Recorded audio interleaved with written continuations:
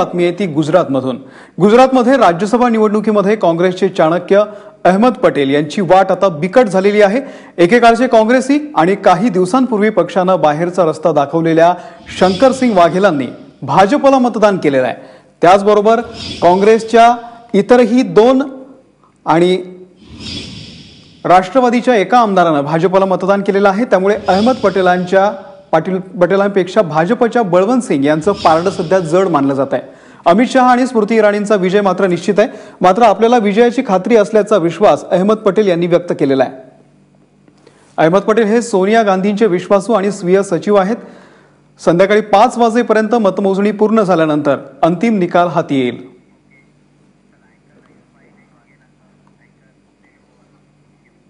दरम्यान एकेकाळचे काँग्रेसवासी आणि सध्या भाजपच्या वाटेवरती असलेल्या शंकरसिंग वाघेलांनी मतदानानंतर काय प्रतिक्रिया दिली आहे ती पाहूयात। हमने वोट करके यहाँ आए हैं। मैंने जो मेरी पुरानी पार्टी कांग्रेस पार्टी को बहुत समझाया था कि आप ऐसा ऐसा करिए, और फिर 21 जुलाई को हमने पार्टी को अपनी ओर से मुक्त किया था।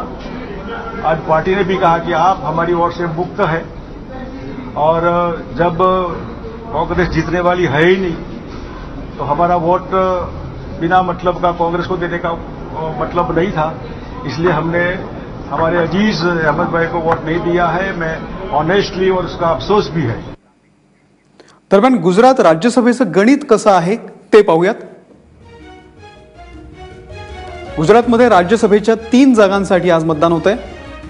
भाजपकडून अमित शहा, स्मृती इराणी आणि बळवंत सिंग यांना उमेदवारी देण्यात आलेली आहे। काँग्रेसकडून अहमद पटेल यांना उमेदवारी आहे। गुजरात विधानसभेमध्ये एकूण 182 आमदार आहेत। 6 आमदारांच्या राजीनाम्यामुळे 176 आमदार सध्या आहेत। भाजपचे 121 आमदार आणि काँग्रेसचे 51 आमदार। विजयासाठी प्रत्येक उमेदवाराला 45 मतं हवी आहेत। भाजपच्या शहा आणि इराणींचा विजय हा निश्चित मानला जातोय। बळवंत सिंग यांच्याकडे भाजपची 31 मतं आहेत। काँग्रेसकडे असलेले 44 आमदार हे पक्के आहेत, पण बंगळुरूला न गेलेले आमदार भाजपला मतदान करण्याची शक्यता आहे। त्यात शंकरसिंग वाघेला आणि त्यांचे समर्थक सुद्धा आहेत।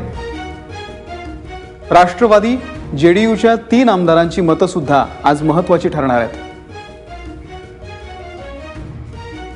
आणि या संदर्भामध्ये अधिक माहिती घेऊयात। आमचे प्रतिनिधी प्रशांत कदम आपल्या सोबत आहेत। प्रशांत, आता आपण हे गणित बघितलं, अहमद पटेल यांची वाट कितपत बिकट आहे, काय वाटतंय? अमोल, खरं तर राजकारणातल्या अनेक खेळींशी आपण बुद्धिबळातल्या चालींशी तुलना करत असतो, आणि आजच्या निवडणुकीची जर आपण तुलना केली तर दोन्ही बाजूचे वजीर जे आहेत ते एकमेकांच्या समोर आहेत। कारण अहमद पटेल हे काँग्रेसचे चाणक्य होते आणि अनेक वर्ष काँग्रेसचं जे बॅकडोर राजकारण आहे ते सांभाळत होते, आणि त्यांच्या पुढे आज अमित शहा यांच्या रूपानं अगदी तगडा आणि त्याच खेळामध्ये वाकबगार असलेला उमेदवार जो आहे तो समोर आहे। आणि त्याच्यामुळं राज्यसभेची ही लढाई जी आहे ती कधी नव्हे इतकी रोमांचक बनलेली आहे। म्हणजे 2014च्या लोकसभा निवडणुकीनंतरची काँग्रेस आणि भाजपमधली ही सगळ्यात मोठी बिग फाईट आहे असं आपल्याला म्हणता येईल। अहमद पटेल हे 5व्यांदा राज्यसभेसाठी सभेवर जाण्याचा प्रयत्न करत आहेत, आणि त्यांची वाट रोखण्यामध्ये, त्यांची वाट बिकट करण्यामध्ये भाजपला